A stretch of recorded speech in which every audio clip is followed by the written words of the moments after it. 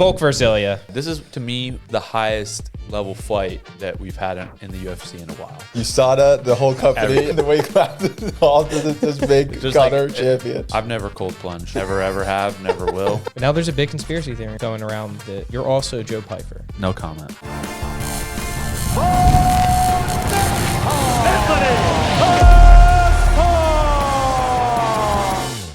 What's up, y'all? You guys already know that Betr is the best daily fantasy app out there, and now they're offering a sweat-free bet for first-time users. Place a bet up to $250, and if it doesn't hit, Betr will give it all back. Download Betr and use code SWEAT250 now. Well, we're doing a podcast with the, I don't know what type of version, with the millennial Steve Jobs. No, you're not millennial. You're Gen X. No, you're Gen Z. No, I am Gen Z. Gen Z, with the Gen Z Steve Jobs. So, excited about that. With the turtleneck? Yeah, I don't get it. I kind of like it. Explain it to me. It's not like a sweatshirt turtleneck? Yeah. Yeah, it's like a mock neck. So it's not like a, it's not tight. It's like loose. Okay. It's different. I'll be honest with you, Ronan. Be real honest here because you're a friend.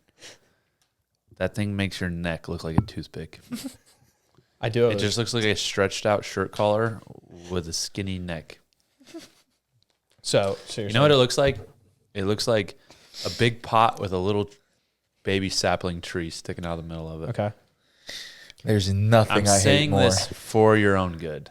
on this planet than a loose neckline. Really? Yeah. All right. Well, I might go change real quick. Start the podcast.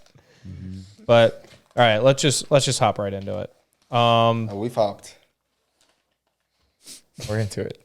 You're into it? All right. First and foremost, UFC 298 this weekend. We're going to go up and down the card. The first big main event that I don't think either of you guys have heard of. Tresean Gore and Val Woodburn No, they're not. they're both on the same card. They're Dude, both fighting. You can't start like that. I thought they were fighting. Dude, that's the main event of UFC 298. Yeah, but they're both on the card, which is kind of crazy. Who are they fighting? One is Tresean Gore's fighting AJ Dobson, who is 7-2. Okay. And then Val's fighting Oban Elliott, who's 1-0. All right. So it's a good matchup for him. Yeah. He's taller than him by That's at least funny. 4 inches. Val's taller than him? No. No. Dude, he's the smallest middleweight on the Yeah, he's roster. tiny. But yeah, I think it'll be interesting to see how those two Yeah, I'm excited. Yeah. kind of That's go cool. at it. But let's cut to the main card because that's what the people care about. First and foremost, starting off on the main card, we got Anthony Hernandez against Roman Kopylov. Oh, yeah, that's a good fight. Great fight. Yeah. It's an interesting matchup for Roman too because he's fought wrestlers / submission guys in the past and hasn't done too well. But his last 2 fights, he's been an assassin. So I think that going into the fight, I would take Roman just because he's on a hot streak. Anthony Hernandez has kind of been fading in and out. If it goes That's not to true. Look up Hernandez's last 4 fights. he's 3-1. I don't think so. I mean, that's not bad, though. 3-1. Yeah, that's pretty good. That's still not fading. He's won like 3 or 4 in a row, for sure. But the thing I'm saying is it's a bad matchup for him. He's not like he's a good striker. He's not like I agree. great. And I think that this is the thing I want to make a point of is that All right, Roman on the ground expels a lot of energy when he's on the bottom. Like he does not like his jiu-jitsu is obviously good, but it's not like in a great and Anthony Hernandez jiu-jitsu is very good. Mm-hmm. So I think if it goes to the ground the first round, Anthony Hernandez is going to win. You're going to see 2 more rounds like that. Okay. But Roman Kopylov, if he can keep it on the feet, he has a 92% takedown defense. So if he can keep it on the feet for 3 rounds, or even just like for the first 2, Right. going to the third with 2-1 lead or 2-0 lead, like he's winning that fight. Nice. Good analysis. Apt analysis. Yep. Apt. Good research. Yeah. All right. Next one, we got Merab versus Cejudo. Dang. This weekend? Yeah, I'm excited Yeah, about this wow. fight. I'm actually really excited about that fight. Do you have any initial thoughts kind of going into that? Yeah, I mean, I think that it's a great matchup not a great matchup. It's not really a great matchup for either guy, but as far as good takedown defense, Merab has not fought anybody with legit, really good wrestling. Cejudo's the first guy. It's a 3-round? Yes, 3 rounds. I favor Cejudo 3 rounds. Yeah. I think Cejudo will win. I think he's got better strike. I think he's just more well-rounded. He's got better striking, good takedown defense. I don't know. Merab just puts the pace on people. He's pretty sloppy. I think Cejudo gets the win.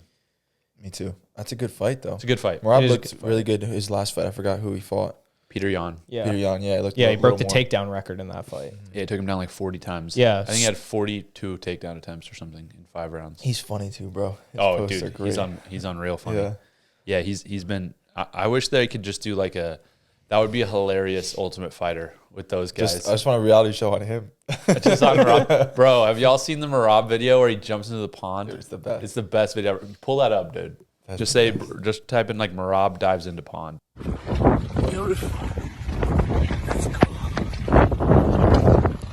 I don't know what he's thinking here.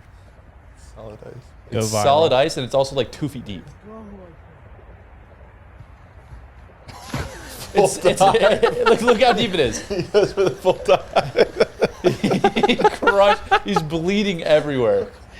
Look how much blood he has on his head. What was he thinking? The hop to the dive killed me, though. Look at all the blood. It's like rushing down his whole body.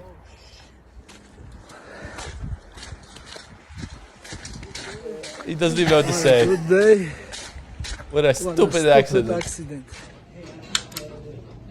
What the heck? What was he thinking?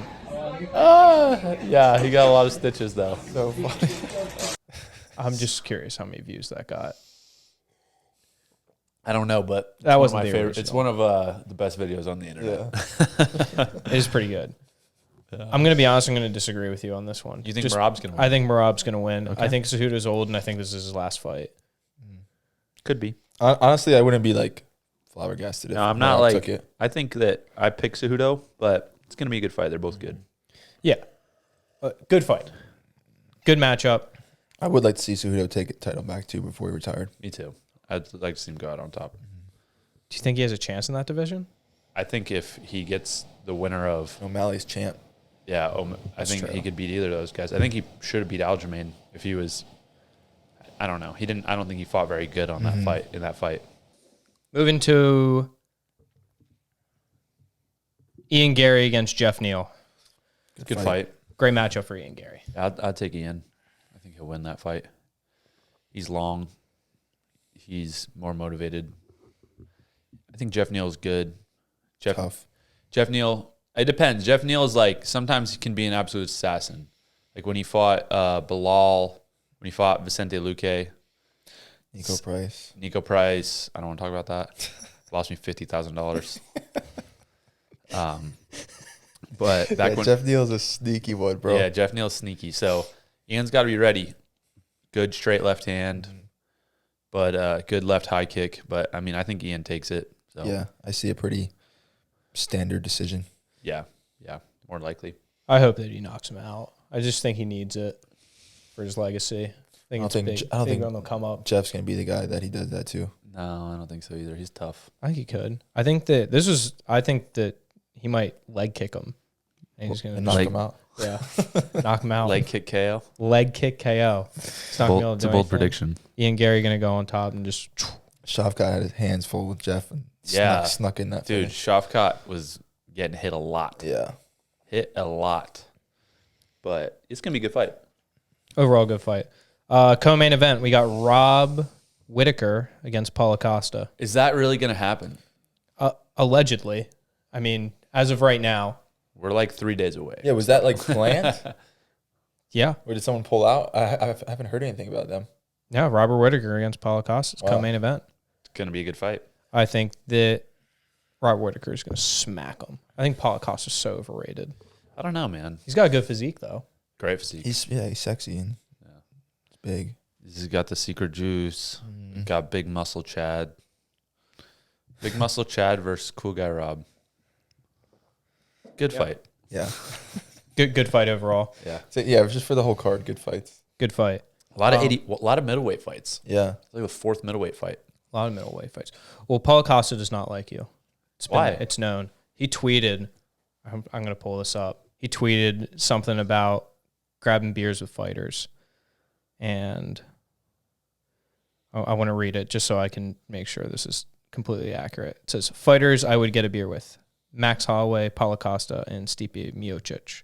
Fighters I wouldn't get a beer with: Kamaru Usman, Aljamain Sterling, and Bo Nickal. Paulo Costa tweeted that? It's from, apparently it's like a copy and paste tweet. No, he did tweet that. First off, I don't drink, so that makes sense. Yeah, which makes no sense. So he said that he would get a beer with himself? Apparently. That's great. Which makes sense. Let me see this. I want to see this. Justin sent that to me like earlier he this just named week. 3 wrestlers. That's not Paulo Costa. That's an MMA account that's just a random MMA account. Justin said that that's something that Paulo Costa has tweeted before. Which doesn't make sense. It's not, I know that I've seen this MMA account before. I'm not going to name their name. I don't want to give them any clout. But that's just him saying that. That's not Paulo Costa saying that. Oh, okay. Also, Paulo Costa has asked me to train like 4 times. And I would have done it. It just hasn't worked out timing-wise. Oh. Yeah. So you guys are boys. I wouldn't say we're boys. He's asked me to train with him a bunch. I would. It just, Does like he I said, despise you, or are you guys best friends? I don't know. I think it's somewhere in the middle.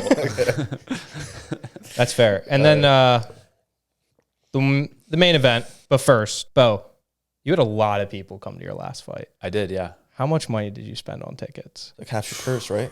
Yes, over under. 1,000. Over under 1,000, bro. 1,000 tickets or $1,000? Over under 10K. Might have been a little over. Damn. That's a lot. Yeah, but I actually, since then, found a brand new app. Wow. What is it? It's called GameTime.co, and it's literally like the most fan-friendly ticketing platform out there. Like, it's the best. It's game time. Yeah, it's Game Time. It's like very easy to use, and they provide the best ticket prices. Dude, that's insane. Yeah, the crazy part about it too, like they're just cool guys over there. So if you get a ticket from them and you can prove that you lost your job by going to the game, they'll refund you the whole price. Wow. Dude. Got a lot of boys that That's insane. have some money I coming know, their right? way. Yeah. So Ronan, watch yourself. Frick. But seriously, y'all, go download the Game Time app, create an account, and use code NICKEL for $20 off your first purchase. Terms apply. Again, create an account and redeem code NICKEL, NICKAL, for $20 off. Download Game Time today. Last minute tickets, lowest price guaranteed. Great new sponsor to the podcast. Great new sponsor. Appreciate y'all. Yep. But yeah, let's go straight into the Volk Illia fight. But if you need tickets for UFC 298, obviously You need tickets for UFC 298, 299, 300. It's game time, baby. Volk versus Illia. Here we go. Big fight. You're friends with both of them. Well, I've talked to Volk like twice. You guys are. We're boys. Were you at his wedding or? No, I couldn't make it. I couldn't Anyway, make it. but big fight. Big Huge fight. I'm excited. This is, to me, probably skill-wise the highest level fight that we've had in the UFC in a while, in my opinion. In terms of both guys, skill for skill. well-rounded and Yeah. full skill set, I agree. Yeah, I feel like, obviously Volk's last fight with Islam didn't really go great. Whatever, 8 days notice, came in there. But now he's back down at featherweight. He's put in a whole training camp. Illia's put in a whole training camp. He's on a tear, undefeated. 2 guys I see as like 2 of the best guys in the UFC, pound for pound. They're going to bang it out, man. Yeah. It's going to be good. I wish I could. It's just a little close to my fight, so I can't be out there. But I wanted to go. That's like a fight I actually wanted to go to. Yeah, but that's hype. I know. I'm saying over 3 knockdowns in that fight. Really? I love that bet. Yeah. That's a great bet. I don't know. I think over 3 knockdowns too. Yeah. Somebody's getting knocked down multiple times. Yeah. Because neither of those dudes, I don't think either of them get knocked out stiff. Mm-hmm. But those dudes, they could crack. Yeah, and they not afraid to get hit a little bit. Right. They get in there. Besides Islam too, like this is the hardest fight that Volk has ever faced too. For sure. Going into Big it. time. Yeah. Easily the most well-rounded, strongest, hardest hitter, good cardio. And he's ready to go. And he's ready to go. And he's big. Mm-hmm. Islam is more really like a 170. Like that dude's massive. So, of course, Volk is like basically he's going up 1 weight, but he's basically going up 2 weights to fight him. Like Ilia is a really big featherweight still. But My point is that they're a little more even on size, and it's going to be a banger. Yeah, it's going to be sick. To make a pick for it, this is the thing that I've been dealing with in my head. Let's hear it. On one side, Volk did wish me good luck for Bo's last fight. Yeah, which was very nice in the bathroom. Yeah, thought he was fighting. Yeah, thought it was fighting. The kid, the 150-pound kid in the jeans. Were you hyped? Did you embrace it like you were fighting? Well, I definitely felt way better about myself the rest of the night. And I was ready. I was ready. If someone was ready to back out, like Robbie Lawler was just about to like head out, I was ready to take his place. Instead of him, it would have been me. But so that I'm dealing with that. As long as you get paid the same. As whatever. Or like half. Or like half. For Robbie Lawler is getting paid. And then there's Ilia, who I met, who we sat next to at UFC Miami, and he's a part of first round. And there's one thing that I have to say about that. I want Cheech to get paid. I want Cheech to get paid. Me too. I think Ilia wins. Cheech is going to be on cloud 9. Oh my gosh. I know. He will be. I'm scared for him a little bit. For Chi-Chi? Yeah. Why? I don't know if he's going to make it through that night. If Ilia wins, he'll cry. Oh, no matter what the result is. Yeah, that's true. That's a good point. But yeah, I got Ilia, man. I got Topuria. You know, I love Volk. Respect him. Great fighter. But I got Ilia, man. It's my dog. The El Matador. It's a dope nickname. Let's cut into something very interesting that Dana brought up, or Dana didn't bring up, but there are reports of, I think that someone came up with a conspiracy theory, and I heard about this. Or moving it through the mainstream media, that they're going to take away the 170 division and add 165 and 175, and McGregor and Chandler are going to fight at 165 for the new title. That's a lot of things that happen. I like the weight classes, and I like that they're trying to completely reformat USADA, the whole company, and the weight classes, all to just make Connor champion. Yeah, it's like, who gives a frick, bro? Oh my gosh. That would be insane. I didn't really care about all of that. The only thing that I thought of was, I was like, immediately like, can I make 170? I was like, I don't know. It would be crazy though, because I mean, they would strip Leon of a title technically, right? They would have to have a fight he would just fight for either the 165 or 175. He'd probably fight for the 175 belt. Yeah, I think it makes sense though. He would fight Bilal for 175 belt. Yeah. I don't know. It's a lot of change. It would be sick though. There really should be more weight classes. Yeah. It should be every 10. It should be 125 to 205 every 10. Mm-hmm. Then maybe even like a 225 and then a heavyweight, an unlimited heavyweight. For sure. Yeah. Like wrestling, pretty much. No, the wrestling, they don't have the... No. Well, 205. Wrestling. They have 197 to heavyweight, so it's still like too big of a jump. Yeah, I think like across pounds. the board, they should have a 220 wrestling and fighting, because those are like the most athletic dudes.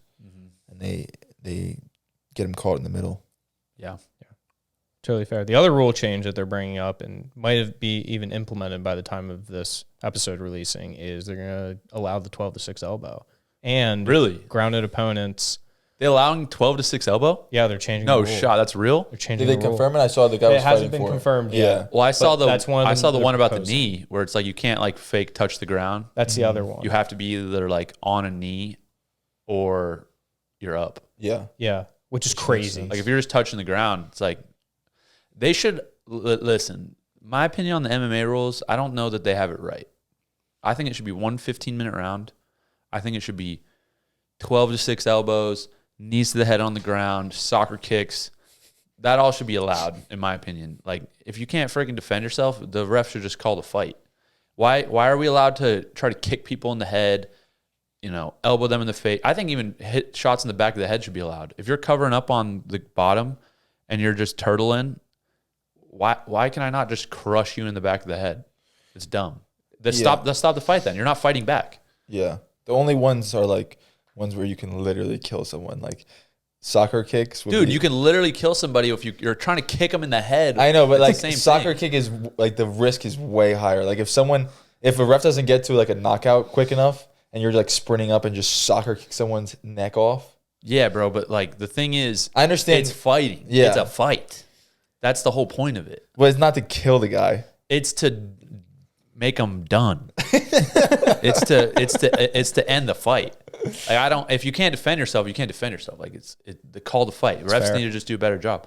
But I think it's stupid when, all right, it's a fight, but it's like, okay, you can't do this, that. You should be able to grab the fence too. It's part of the freaking ring. If you grab if we're gonna fight on a fence, why? I don't know. I just like less rules. I'm on board with that. I think it should be more of like a sanction imitation of a fight to the death. Yeah, and this is the thing too. Like, why do we have rounds and it all gets screwed up with judges all the time? Yeah, like it's so common so often where people, split decision here or there. People complain. The wrong guy won, this and that. You just make it 15 minutes. I think straight. It'll make it so much more clear, and just make the criteria a little different. Just like basically whoever is like winning at the end. Like if you won the first 10 minutes of the fight and then you lose the last 5, like the last 5 should count for more, because you're like, if in my opinion, right? Like I don't like the idea that you could be end getting the crap beat out of you.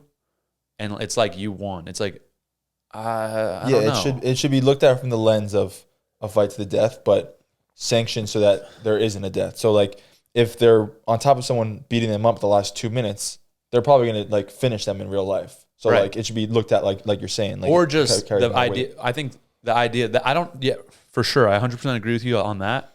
I also think that if you eliminate the rounds, that type of stuff is gonna happen way earlier. Yeah. So a guy can survive 5 minutes and then a break and then another 5 minutes and then a break and then half of the third round and then getting pieced up at the end. But if he doesn't get those breaks, all of a sudden that's going to be happening at like 7-8 minutes. Yeah. And they're probably going to get a finish. Yeah. Or, it's going to be more exciting, I think. Yeah, guys are not going to have the confidence to survive when they know like a break isn't coming in 2 minutes. Right. I just think there should be no break. The only thing... It's dumb. And the other thing is dumb. You take a guy down, you put the boots in, you get his back. Okay, time. Now you got to start over. Like that's stupid. That's not real life. Yeah. If you have a position, you shouldn't have it taken away from you until the fight's over. I agree. The only thing is... And the refs, no standing them up. And they need to train the refs. Like, well, they probably wouldn't need to if there's less rules, but the refs need to be better. No stopping the fight no matter what. Unless it's a TKO, tap out, unless it's like a finish. That's the only time you stop the fight. This is what I will say, though. Or I guess getting poked in the eye or some type of foul. Yeah. If it was like that, it'd be a lot less entertaining, though. How? Because, dude, like 25 minutes, I'm not saying you guys, but there's other fighters. Imagine Derek Lewis and like Curtis Blades at the 25-minute mark, dude. They'd be gassed. Yeah, it's but not it's as exciting. It's the same thing as what's happening anyways. There's just less breaks. There's just no breaks. But there's like a little. It's going to get over faster. They refuel like a little bit. Yeah, but the idea is that if one guy, there's just no being saved by the bell. Okay. And there's going to be more finishes. Like one guy's going to eventually overwhelm the other guy. Are there any leagues where soccer kicks are allowed? I don't know. That's the only thing that scares me because I feel like when you start having necks breaking and... Yeah, but that doesn't like happen that often. Like what there's not that many opportunities like that. Yeah, it would be rare, but... And what's the difference between a soccer kick and just getting kicked in the head when you're not looking on the feet? Because a soccer kick, I picture like someone getting knocked down and like not having their wits about them and being like kind of lucid, and then someone just running up and like ref not getting there in time, and then just they're dead. The same thing happens on the feet. I don't think so. Dude, did you watch Bryce Mitchell and Josh Emmett? Because I don't think you can hit anybody any harder than that. Like, seriously, how can you hit somebody harder than that? I think, well, the force from just like a kick from your feet to like running up and winding up and kicking, like that force has to be way stronger. I don't think so. I don't think it would be that much stronger. Well, they should test it on Deadliest Warrior. I feel like certain stuff we're allowed to do to each other is just as bad. I don't know. Like the force of an elbow or a knee, like a flying knee, it's not that different. Seems different to me, but I'm on board with way less rules. That's the only one that bugs me out. I got you. By the time you guys are, They didn't propose that one, did they? no. This fight is to my the death. proposal. This is all my idea. Speaking of another conspiracy theory, Bo, there's another huge one going around. It involves you. Okay. That's like just typical. It's like another Wednesday for me. This one's interesting though. So, how many fights have you fought in the UFC? 2. A lot of people aren't thinking that. Okay. And I just want to make this a point. I want to add to the conspiracy theory, actually. When we went to UFC Miami, your alter ego, Evil Bo Nickal, Joe Pyfer, Oh, Joe. fought. And while he was fighting, it was really a bad coincidence because Bo was in the bathroom the entire time. I was with him the entire night. Didn't think anything of it. But now there's a big conspiracy theory going around that you're also Joe Pyfer. Can you confirm or deny this? No comment. They also were back-to-back Rogan episodes, which was really strange. Yeah, it was weird. It's almost like they just carried the clips over. No comment. Not technically, my attorney has advised me to not comment on this situation. So if you have any questions, you can direct them to my media representative, Tim. Tim, you hear that? Got a new job. Moving forward. Something big in the card world, actually. UFC just announced, or I guess Fanatics technically announced that they're going to be the official thing, or sponsor, whatever, licensee of the UFC. Does that change anything for you, really? No. I guess the only thing that it's possible is that I'll have now 2 rookie cards, which would be sick. Imagine like if Fanatics, if they use this year as my rookie year still, which they might want to capitalize on that. Just keep it going. I'm a rookie. But It's his 9th year in the UFC. yeah, still a rookie. No, that's, I mean, not a different, that doesn't change anything for me. Obviously had a good UFC and Panini had a good run as the official licensee. Now Fanatics has it. So now there'll just be multiple card companies with fight products. So, I know Panini's still going to have fight product. Obviously now Topps of UFC licensed product. So it's good. So, Tony, you're going to be a Topps boy, too. Love it. Big card guy now. Super into it. Really opened up my eyes to that whole world. Who do you think is going to collect more cards, you or your wife, of yourself? That's got to be my wife. That's fair. That's a fair statement. Tony, any news on your fight? Not yet, but we're close to locking it in. Locking it in? Definitely March. So I came up with some odds on what will happen first. Me to get a girlfriend or you to find an opponent? Well, Plus, you've been seeing someone consistently, so let's not go into this. Whoa. Hold on. Let's not jump to any conclusions here. It's been 2 dates. Is that considered consistent? For you? That's kind of consistent. That's a big deal. That's solid. That is. So that's why I played that into the odds. Okay. I have it at plus 150 for me.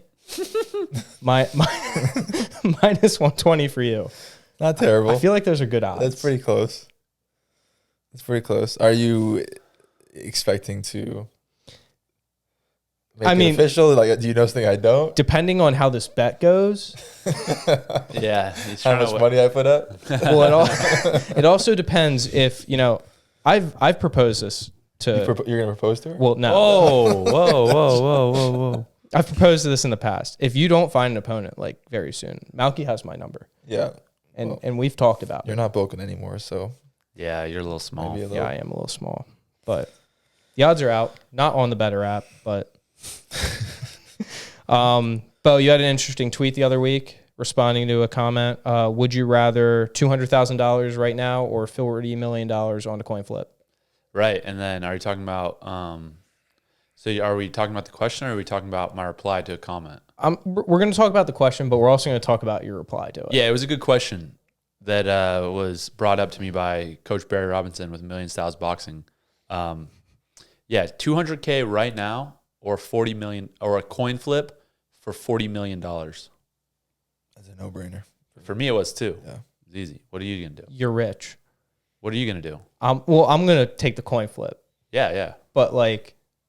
I'm taking the coin flip 100%. I'm going to say if someone's, like, working at Walmart, I think they're taking the $200K right there. Why? Right then and there.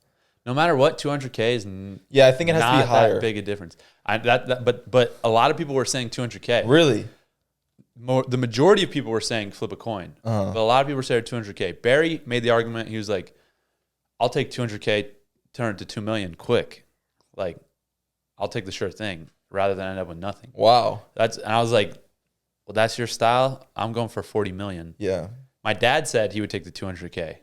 Wow. He said if I was your age, I would flip a coin. But now he's like, I would like $200,000. So wow. I don't really like. That's wild. Need all of that. And I was like, okay, like I can see some people's points, but I'm flipping that coin. Yeah, 100%. And I think this cuts to a great segment that we've kind of like.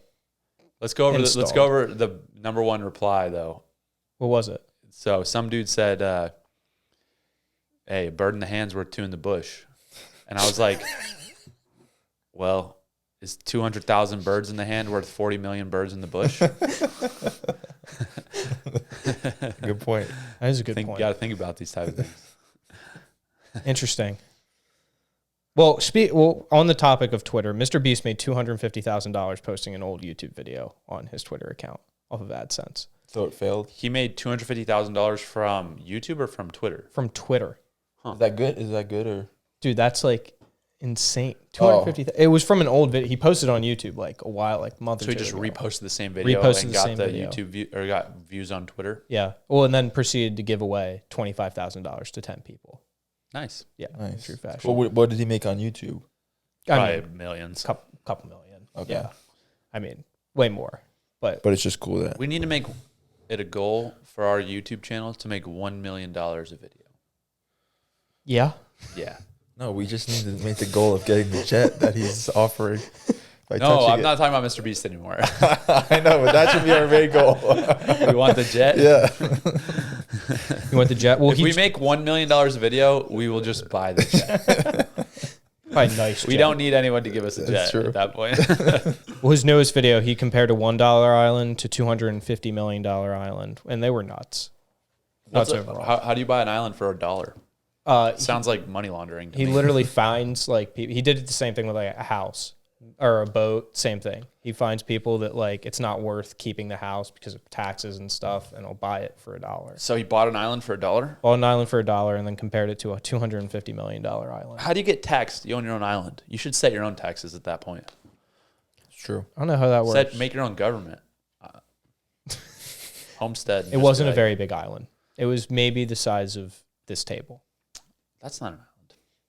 Well, they considered it for the video, for the sake of the video. I've been on islands, and that's not big enough. Well, this was the thing I was wondering is, would you guys consider ever buying an island one day? Yeah, 100%. I don't really want an island. I would rather buy like 10,000 acres of farmland. I just like the fact that no one could come get to me easily. That's fair. Yeah, it's a good idea. I was like, there's no deer on an island. I'm not a big like island guy. It's just not. Yeah, you're more a mountain range. I'm a mountain guy. I would rather own a mountain. Not an island boy.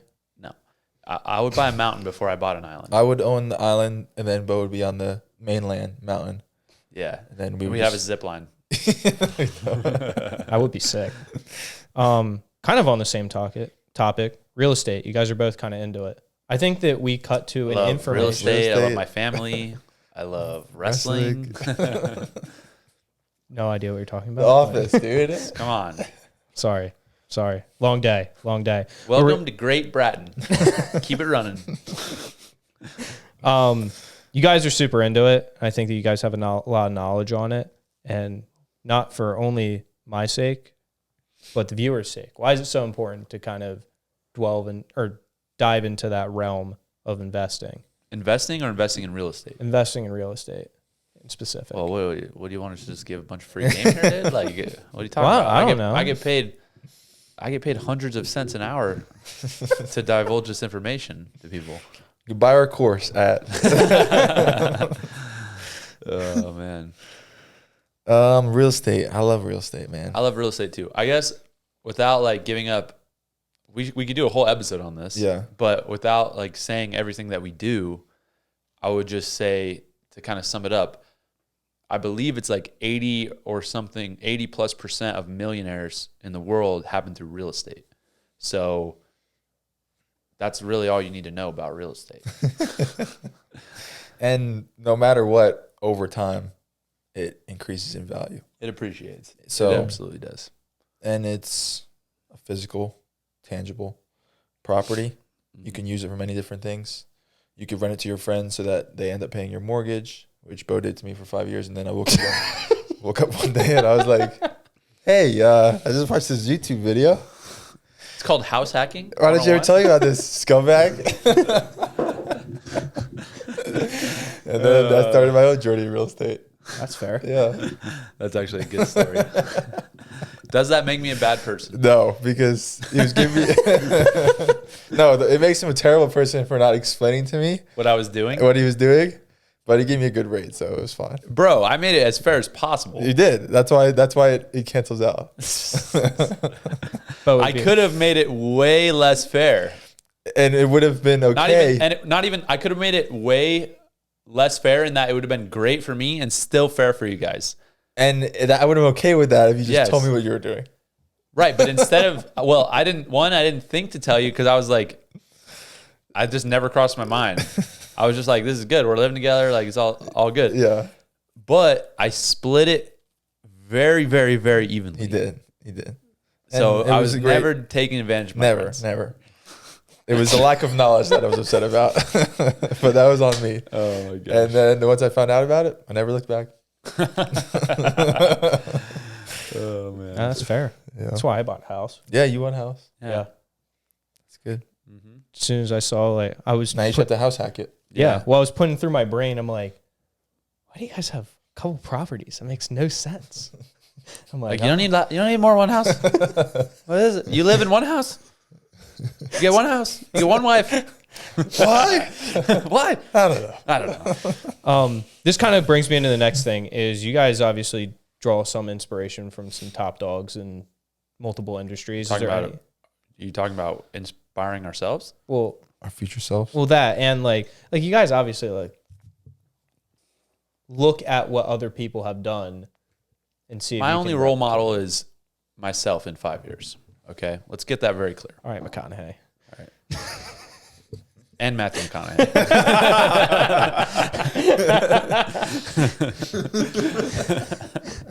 But who are you like learning from? Like you guys have a bunch of knowledge on a bunch of different things. I think like people want to know like who do you go to? Like I like Steve Jobs. I like Mr. Beast. Of course you like Steve We know.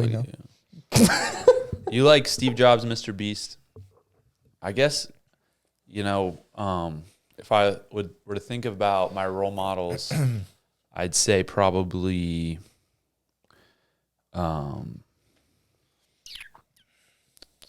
Abraham Lincoln, Teddy Roosevelt, Bono, Martin Luther King, and lastly, probably God. That's a fair list. He'd be the fifth one. That's a good lineup. Yeah. No, that's from The Office again. That's another Office quote. That's a good starting five. But right anyways, let me think about my role models and you guys talk. I don't think role models, more like mentors. There's a guy named Jerry Norton. He taught me everything I know about real estate through YouTube and then coaching. I've been watching some Tony Robbins recently. He's got some good stuff. He has a good podcast with Theo Vaughn. I just listened to that. Yeah, I was listening to that. Who are the consistent people I watch? Shane Gillis. I like Huberman's podcast. Now I'm just naming podcasts, but yeah, these are things that I watch consistently.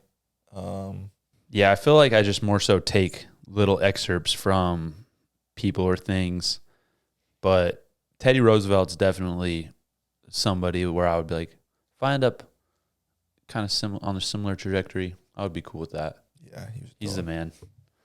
He got my favorite Teddy Roosevelt story is he was giving a speech and a guy attempted to assassinate him, shot him in the chest, and then he proceeded to continue and finish the speech for 45 minutes. And also, when asked about it, said it's going to take a lot more than that to take down a bull moose. So most savage line in history. Literally one of the most savage lines. Like, I don't know if it gets any better than that. So Teddy Roosevelt, also the person who brought wrestling into the school systems. I've told you this story before, right? I think so. So when Teddy Roosevelt was president, they were talking. He wanted to get some type of athletic combat sport intertwined with the public school system in America, and so he basically had like the world's like a world-renowned boxing coach, a world-renowned jiu-jitsu coach, and a world-renowned wrestling coach, and like they all coached and competed, come together, and he basically made them like pitch their sport and talk about it, and then fight each other, and then he picked the best one to like involve in the school system. So that's why wrestling there's high school wrestling. That's why. That's sick. Huh. Yeah. So that's why there's you don't see high school jiu-jitsu, you don't see high school boxing. It's because he picked wrestling because the wrestler was the best. That's awesome. Yeah. That is interesting. Yeah. They should do a movie about that actually. That'd be dope. Yeah. That would be cool. There's not a lot of big wrestling movies, are there? Big wrestling movies. Not Vision like Quest. A-list. Yeah. We got a new one coming out. Our boy. Yeah. Yeah. That's gonna be sick. The Anthony Robles movie is coming out, so we got some friends that are that filmed for that, and yeah, that's so gonna be awesome. Some buddies that'll be in it. Be pretty That cool. would be super cool. Yeah. Yeah. I think one thing that we need to talk about on this podcast, because every other podcast talks about it, and I think every other man in general talks about it, is cold plunging. Never really went into a deep dive into this. Oh, we deep dive this morning. I know you guys do. It's Wednesday, of course. I've never cold plunged. Never ever have. Never will. I just, it's not me. Not my style. Yeah, the worst thing is when you do your cold plunge and you have your shiver time, your body comes back to, homeostasis, and then you are looking forward to a level of joy that you haven't felt in years, because there's not many things that give you pleasure anymore. And then you get into that said shower and it's hot for about 2 minutes and then immediately drops off. Yeah. And that's what occurred this morning. Yeah, that's real life though. Yeah. It's, to live is To die. I was gonna say to be disappointed, but that works too. That's fair. Why do you guys do it? It's just I don't. I never have. I don't know one time that I've ever even been slightly motivated to enter cold water. Are you scared of it? It's more so just like, I feel like I'm already that tough. So what's the point? And I'm already that recovered. So why be, it's like diminishing returns, right? Like I took econ, so I understand these things. But the cold is not something to be feared. Everybody makes a big deal about it. It's not a big deal. Yeah, I actually think we should. I think we should stop doing it because of how many people are doing it now. I know. I really do feel like it's almost just become a trend. Yeah. Hop in the cold. Yeah. It's like, dude, you don't even know how to fight. Why are you doing cold plunge? Yeah. Learn to fight first. That's fair. Yeah. Well, I went to my first Muay Thai class last week. Proud of you, bro. Thanks. Yeah. I understand high kicks are hard now. I want to preface this that, when certain MMA fighters might throw high kicks and certain things might happen during those high kicks and somehow, make an excellent recovery just like they do. Yeah, quick question, not to interrupt you, but do you think you could beat Derek in a fight? 1,000,000%. He would not last a whole round with me. How long was the round? 3 minutes. 3 minutes? Give me a minute. You think you can knock Derek out in a minute? Probably. Dude, I'm like not bad. Okay, now you're backtracking a little bit, all right? That's interesting. You did karate as a kid. That's right. I forgot you're a green belt. No, red belt. 2 stripes. 2-stripe red belt. Yep. Sorry. So you really think you could beat Derek? Dude, he lost like 8 pounds last month. I would smoke him. Okay, who do you think would be like a good fight for you? Somebody that we know, maybe in the Betr universe or in our world. I have no idea. Who do you think would be a good matchup for you? Better? I wouldn't fight anyone. They're my friends. I wouldn't fight them. You think you could beat up Justin? He's tall and he has a good reach. I would need to do some wrestling training, but that's how I would have to go into Wrestle? it. Yeah, I would have to wrestle. Do you think you could beat up Betr Carroll? I would never hit a woman. Could you beat up Carol though if it was a I sanctioned would fight? never hit a woman. That's an awful question. Do you think you could beat up Mikey Locks?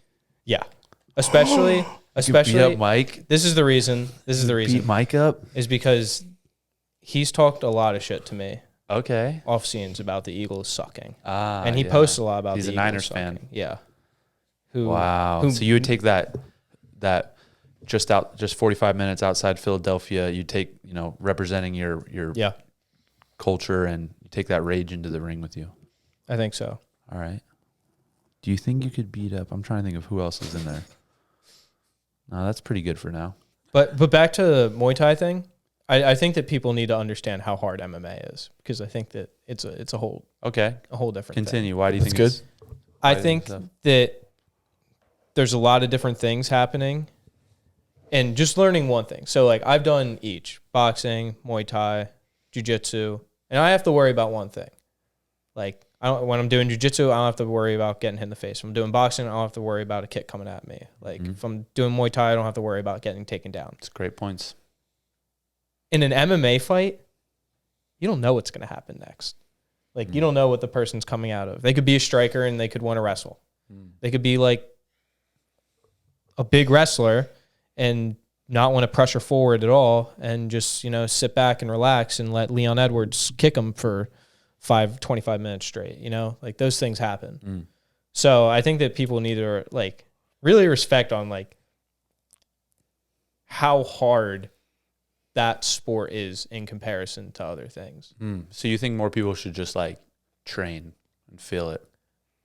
I don't think that people understand how much it sucks getting hit in the face either. I agree. Yeah. It's not fun. I think one fight per male can do a lot of good. Yeah, everybody should get in a fight. For One sure. time. Yeah. Well, I wrestled Tony once. One time. Really? It was a big wrestling match. Actually, I'm surprised no one saw it. It was It's pretty quick, I think. That's Penn State against I can't remember the cheerleading team. And me and Tony got matched up because we were around the same weight. Oh, at the obviously. cheer house. Yeah, I wrestled. Yeah. And he went to take me down and I pulled guard. Oh, I remember that actually. That was when you were on her shoulders, and then you guys tried to wrestle Tony. Yeah, that's what happened. Yeah, it was crazy. You were like, here now. When I get on your shoulders, we're like the same height. Yeah. Yeah. Was that? Your idea or their idea? I think it was theirs. We're gonna go with theirs. We're gonna go with theirs. But Yeah, you weren't bad, bro. yeah, I pulled guard. That was that. That's what you do. Always pull guard. Oh man. All right. Let's cut into the last segment. Let's get deep. Let's get deep. I think this is the best question that I've came up with so far. Oh, that's good. Why is it important to forgive but not forget? Oh shit. Sorry, Frank. Sorry, Frank. My bad. That was an accident. We need to find a better place for that book. I'll find it. Cool. Why is it important to forgive but never forget? That is a deep one. Yeah. I guess I'll start us off. Yeah, go ahead. Off the top of my head, it's important to forgive, first of all, because I have a lot to be forgiven for. So that's what I think about when I'm feeling negative towards someone and I don't want to forgive them right away. I'm like, well, I have a lot to be forgiven for. And when I face God one day, I don't want him to point at all of the people that I didn't forgive and be like, not that he would, but be like, why would I forgive you? Right. That's a mindset I have when I'm in that struggle. It also frees you up. It's like the saying, holding a grudge is sipping a cup of poison and hoping it kills the other person. So it's like letting go of that pain and trauma actually does a lot for you as well. And then at the other side of it, I think it's important not to forget because you can continually let someone hurt you. And that's something I've experienced in my life with certain relationships where I love someone, but I have to love them from a distance, because if I continue in a deep relationship with them as they continue to hurt me, even though I'm forgiving them, it's gonna continually negatively affect me. So there's a balance of, I forgive them, I love them wholeheartedly, but I'm not gonna forget that, so I'm gonna keep a little bit of a distance. And I think that is healthy, and a lot of it's like hard to understand, because you feel like by keeping that distance you're not forgiving them, but you can if you truly believe in your heart that you have no ill will towards them, but you're still like on guard a little bit to protect yourself. I think that's okay, and I think that's where I see the balance of forgiving but not forgetting. Yeah, I mean, that's something that is really hard to do, because a lot of times you want to just forgive and move on and move past something. And if you feel like you're not, it's hard to let something go, but still like learn from it or remember it. And like you said, if you have to cut somebody off because it's what's best for you, I don't know. I guess for me, I feel like sometimes like responsibility with other people, where if I don't respond to this person, or if I cut this person off, or if that's just not a relationship I want to put effort into anymore, there's just like a weird negative feeling that comes with that. You know what I mean? Yeah. And even if you don't mean ill towards them. Yeah. And let me clarify, I'm talking about like the most severe situations where like someone's like continually hurting you. Yeah. Like I think that's where like you got to forgive, but love from a distance. And like in that way, you really don't forget. But there's obviously like situations, even in like our daily relationships, God bless you, where one of us does something to each other and it's like, oh, sorry. Or like in your marriage, like, oh, I'm really sorry. Like it's like, oh, I forgive you. And then you could just move on. And I think there's going to be things that you can forget. But if it's something that's like continual, or something that like really hurt you, until that wall is taken back down, like it's okay to be a little bit on guard. Yeah, I think that makes sense. And I think that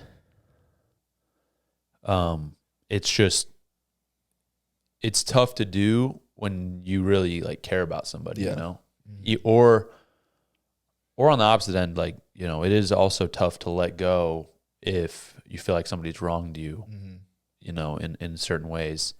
But yeah, I think one of the most important parts of what you said is that generally, I wouldn't even say generally, I would say all the time, forgiveness is really more healing for the person forgiving than the person that's being forgiven, right? Like it heals everybody, but I do feel like for me personally, like when I have forgiven people fully and genuinely, it's more healing for me than it is for, I don't know that it's fair to even compare, but I don't think like when you forgive somebody, you're really not doing it for them. Like you're doing it for yourself. And, I think people have a hard time understanding that. They feel like, oh, I'm almost doing this person a favor by forgiving them. But like you said, when you carry a grudge, it's like you're drinking poison and expecting the other person to die. It's the same thing. It's like when you forgive, you're really doing it for you to be able to move on in your life and focus that attention and energy on other more positive things. Interesting. I think that, Tony, you touched on it a little bit, but the idea of forgiving yourself, rather like this question, obviously, like most people think about forgiving other people, but forgiving yourself, which I thought was a very interesting point that you made, because like every single person, every human being on earth has made mistakes, and you have to forgive yourself for it. And it's very hard to keep moving forward when there's always something pulling you back. So I think that forgiving yourself is super important, because it allows you to keep moving forward without having to worry about the past as much. But the last part to that is to not forget. Like, don't become that old self of yours. Don't become that, like, don't make that mistake again, which you guys have been saying as well, which I thought was super interesting. Right. What's another important thing I think is a lot of times if you hold a grudge or if you don't forgive somebody, you kind of end up doing that same thing that they did to you to other people that don't deserve that. And so that's probably why it's also important to like forgive, but not forget, is because if you forgive somebody and you move on past something, but you forget about that, like it's easy to get caught up. Like humans are very, I think, similar overall. We all suffer from the human condition. So it's easy to get caught in that same trap. And I think oftentimes when we're mad at people, it's like maybe something that we see in ourselves. It's like you know, more of a reflection on you than it is on them, because it's also easy to let go of things if you don't take them personally. But generally, I think when we take things personally, it's sometimes just, like I said, a reflection of our own inner conflicts. And so I think that if you can forgive somebody and not forget what they did, then in turn, you know, you're going to protect yourself, but you're also going to protect other people to know, like, all right, I was hurt when they did this to me. I'm not going to turn around and do that same thing to other people that I care about. That's a good way of looking at it. Like, you're not forgetting the lesson, right? But you can forget like how you felt towards them, right? Yeah, and you can, you know, move past that as far as the conflict with that specific individual or whatever it is, you know, that you're feeling that needs forgiveness. And I like what you said a lot too. Like it reminds me of in the Bible when Jesus basically told everybody, I forget what the context was, but it was like, you know, for all the people here, like those of you that are blameless, like you cast the first stone. And so basically, like, how harshly we judge is how harshly we will be judged. Yeah, exactly. And so, you know, if you judge harshly, like you got to hold yourself to that standard. And in reality, we're all falling short. Yep. In certain ways, whether it's the same way or not. Like there's still ways that, you know, we're imperfect and that we don't measure up. Yeah. Yeah, it's a really easy way to switch the flip in your mind. Like the most severe thing, like seeing a murderer, and you can be like, well, I got angry at my wife last night. It's like, where does it start? Where does killing someone start? It's like starts from little outbursts of anger and leading towards this and that. It's like you can empathize. That's an extreme example, but you can empathize with the worst sinners just based off of what you did that day. And that's like an easy way to put it back on yourself of like, okay, I need to improve myself and not like look at this person like they're an animal, because we all have the capability of getting to the worst point. It's just right. How much do you let those little things build up? Right. Yeah, we all have that same you know, dark side in us that can get there. I mean, you see it with a lot of people, like that they have it, like things are going so up and down that, you know, sometimes they're at a high and sometimes they're at a low, and it's easy to kind of, again, I use this analogy already, but it's easy to cast stones like wherever another person's at when you're not in the same place as them. Yeah. But it's also important, I think, to just try to put yourself in the same place as them, because it's not impossible. You know, I think sometimes we trick ourselves into thinking like, oh, I'd never do that. Yeah. Oh, that could never be me. When in reality, it's like, well, you know, you're doing stuff every day. Yeah. They're the same as you. Yeah. Just been through stuff that led them there. Right. What do you think that quick judgment for most people is like mostly from? I think that we just naturally have that in us, like to judge and to want to survive and feel superior to other people. Like it's a coping mechanism and a survival instinct to feel like better than someone else and try to put people down and push yourself up. Like, I mean, I think that even if you look at like kindergarten class, you'd probably see many versions of what we're talking about. You know, if you just studied them for a little bit, it's just kind of natural human instinct to try to survive in that way. Yeah. Yeah, we're always, since we were born, we've been like trying to fit into this tribe, and we're afraid of like someone calling us out of the tribe. So we're always like looking for cues of like what's right and what's wrong. And so then we're like jump into that from a young age, and then it's just like learned behavior of if something's doing something that doesn't seem right, it's like, oh, I'm going to judge them before I feel that. But that's not, I mean, that's all from, right. That's all evil thinking. It's just, it's wired that way. Yeah. Yeah, to try to point it out and push attention away from your own flaws, right? Like if you point out the flaws of another, then that'll take the attention of your own away for a little bit. Whether that's yourself, now I'm not thinking about what I can do better. I'm thinking about with this person, or, you know, if you're in a group setting, oh, well, this person did this, they're worse than me. And then it's like, you know, you get a little bit of a social boost from that. It just seems like society like kind of tries to work itself that way. But I do believe that the people that do that are the most unhappy. Yeah. Because they're the most, they don't really take the time to understand what's going on internally with their own thoughts and feelings and emotions. It's always projection instead of like being able to internalize and really, focus on your own shortcomings.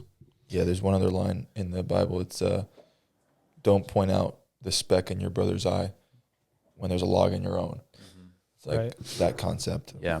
Yeah, I think a lot of people have, I think like you were saying, like it's kind of how humans were made. It's so easy to point at someone else, but it's hard to point at yourself. And kind of, I think that people also don't have a real idea of, they kind of ignore it, or maybe they just like haven't looked inward, but they don't understand like what they're doing wrong either. Like they can't point inward at themselves and realize that like, all right, I shouldn't be doing this. Or maybe it just doesn't feel good to do that. You know, like I think that deep down, a lot of times people do know, but they don't want to admit it. They don't want to admit it to themselves. And that could be because they don't have a strong sense of identity, or they place their identity in worldly things that are going to come and go. Like if you place your identity, I love that we've quoted the Bible so many times, but another one is, and it's so cool how Jesus spoke in like very mysterious ways to the masses. And a lot of these ways is like the way he spoke to people that in the moment people were like, what's he talking about? But then if you think on it a little bit, it's really cool. But the next one I was thinking is when Jesus like, hey, you build your house on the sand, you know, it's going to wash away. You build your house on the rocks, it's like, you know, this is what's going to happen. And it's like, kind of like, what's your foundation? What's your identity? What is the basis of your decision-making process and how you value certain aspects of life? And, you know, I think that when it's not on a sound foundation and when your identity isn't solid, then you're more likely to fall into those traps or not even know you're falling into them. Yeah, the lines get more and more blurred the more you do it. Because then it's all just, if you don't have a strong identity and foundation that is deeper than just you, then how you feel in the moment. It becomes very easy. It's all just going to be self-preservation. Everything's going to be self-preservation, which, again, like we said, the pointing out of others' mistakes and others' wrongdoings, that's just really, it comes down to self-preservation, I think. Do you like that? I'm trying to remember like this Instagram post I saw, and it talks about how Caesar like his doctors carried a coffin because there's nothing that can like stop death. And there's basically the one point that goes along with what you were saying from the Bible is that like none of the riches that you have, he put all of his he had a bunch of people scatter all of his gold on the ground as they were walking to bury him. And it's like, it's just to show that like you don't take any of this with you in the next life. And I think that some people have that. They're a little too earthly. Like, I'm trying to think of like the best way of putting this.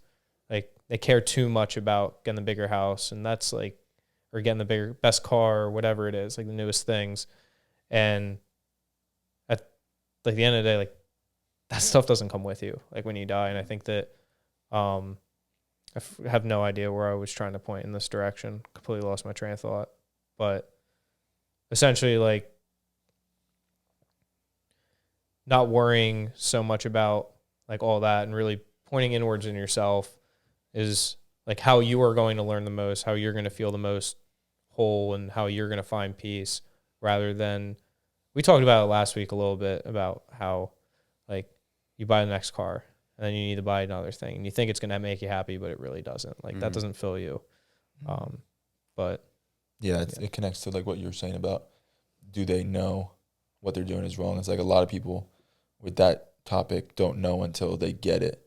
And then they realize like, oh, this is not giving me anything of true purpose. Right. So it's like, sometimes it takes that to then be like introspective and be like, I need something deeper and more, because I didn't have a foundation to begin with. Right. yeah, I like what you always say about how there's a difference between like happiness and peace. And I think that if more people looked at some things that way, that there would be a lot more like,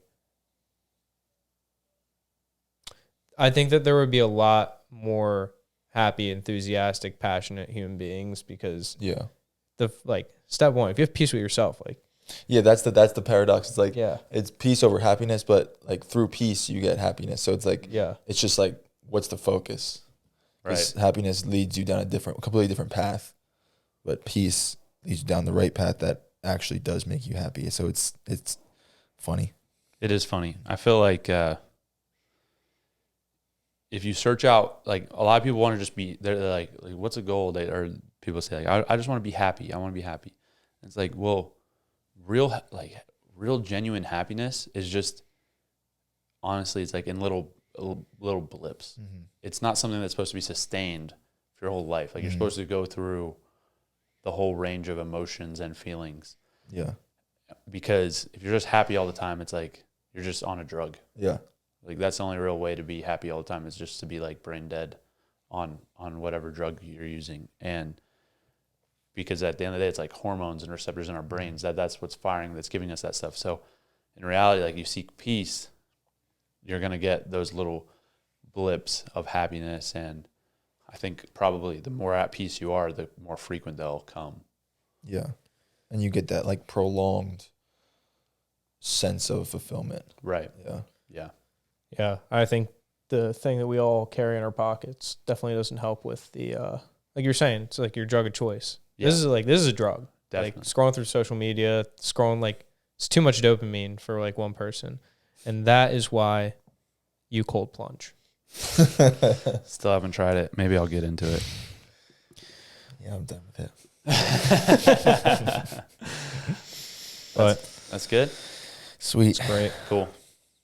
All right. Thanks, everybody. We'll see y'all. Love y'all. Hi, Mom. Out.